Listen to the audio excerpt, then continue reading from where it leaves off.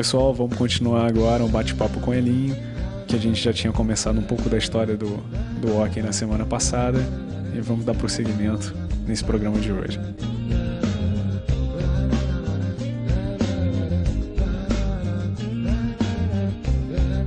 Você chegou a ter uma carreira bastante importante no hockey, você chegou à seleção brasileira. Como é que foi? Quais foram os caminhos que você teve que percorrer para chegar à seleção brasileira, e como é que foi tua carreira na seleção brasileira também? Bom, antes de tudo eu era obstinado. Você vê uma entrevista hoje da Hortência falando da carreira dela, do Oscar falando também, e outros jogadores que infelizmente eu não cheguei ao nível deles, mas todos eles tiveram que abdicar de algumas coisas para chegarem onde chegaram. Eu, por exemplo, perdi muitos bailinhos, muitas festas, por ter que dormir mais cedo, porque eu tinha jogo, eu tinha que acordar no dia seguinte. Coisas que os meus amigos, que às vezes até alguns mais talentosos do que eu, não alcançaram um nível maior por causa disso, porque eles não abdicavam do prazer, desse prazer. Eu não, eu ia para o ginásio, eu ia para a quadra do Serrano, aquela quadra externa de cimento, que não sei se ainda existe, eu ia lá para trás, sozinho, treinar jogadas, controle de bola, etc. Atrás do campo de futebol, atrás de um dos gols. Eu ia para o Maroil durante a semana, ficava patinando, freado um lado, freado do outro e tal. E isso daí me deu uma condição maior de prestígio, de destaque em relação aos meus colegas de Petrópolis. Eu pensava o seguinte: eu era mais fraco, eu tenho que ser o melhor do time. Depois que eu era o melhor do time, eu tinha que ser o melhor da cidade, eu tinha que ser o melhor do estado, eu tinha que ser o melhor do Brasil. Claro que eu não alcancei isso, porque o nível do estado do Rio era inferior aos de São Paulo e Pernambuco, por exemplo.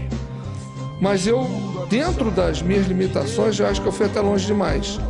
A primeira convocação que eu tive, eu fui convocado por causa de um campeonato brasileiro que aconteceu em Salvador, na Bahia, e eu tive um desempenho bom.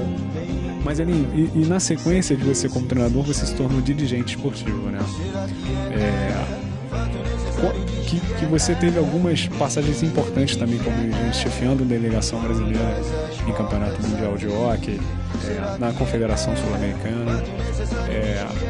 Conta pra gente como é que foi essa equipe de 2002 que você formou, que conquistou o primeiro título brasileiro de hockey de uma equipe petropolitana. Como é que foi a formação dessa equipe e o que levou vocês a chegarem ao sucesso? Assim? Conta pra gente. É importante frisar que aquela equipe deu pro hockey e pro Esporte Clube Correios também a honra de ser o primeiro esporte coletivo de Petrópolis a ser campeão brasileiro. Primeiro e único até agora, né? Infelizmente, porque eu sou desportista. Eu acho que o handebol podia ser melhor trabalhado em Petrópolis. Vôlei, basquete, nós temos futsal, né? Há pouco tempo tivemos um trabalho muito bonito. Enfim, mas aquilo foi uma consequência natural. Eu tinha sido convidado, eu estava trabalhando como comentarista de hockey na Sport TV, e aí conversando com um dos diretores da Sport TV, o Pascoal, ele perguntou por que o Rio não tinha destaque no cenário nacional. Rio de Janeiro era sempre coadjuvante. O hockey era dominado por Pernambuco e São Paulo, ou São Paulo e Pernambuco, se revezavam. E aí ele falou que me ajudaria e tal, mas ele queria me ajudar se eu montasse uma equipe no Rio de Janeiro. Podia sugerir o Flamengo, ele era flamenguista, pensou-se no Vasco, mas tem a ver porque a colônia portuguesa é muito forte, o hockey no Brasil sempre foi apadrinhado pelos portugueses. Eu mesmo joguei em alguns clubes da colônia portuguesa. Aí eu falei, Pascoal, por que não na minha terra? Por que não Petrópolis?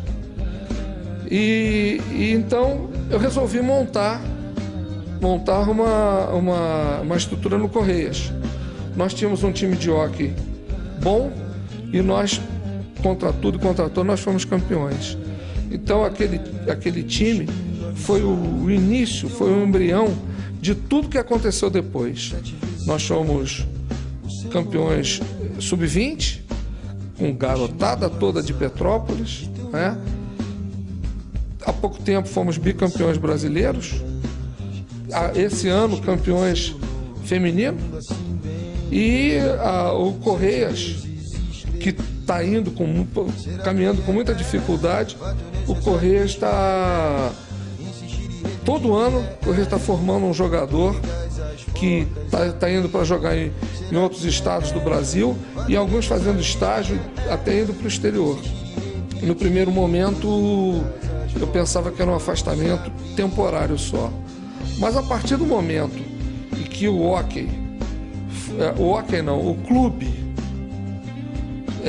mudou a diretoria do clube e o clube passou a ser administrado por pessoas que eu não tenho a menor afinidade e nem quero ter nunca, pelo tipo de comportamento, pelo tipo de conduta, eu me afastei. E como você disse, eu segui mais a trilha do hóquei. Pratiquei atletismo, joguei futebol de salão.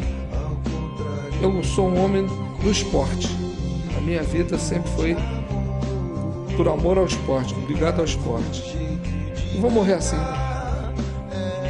É isso aí, pessoal. Continua ligado no programa Falando Sério aí. Um abraço pra você. Valeu.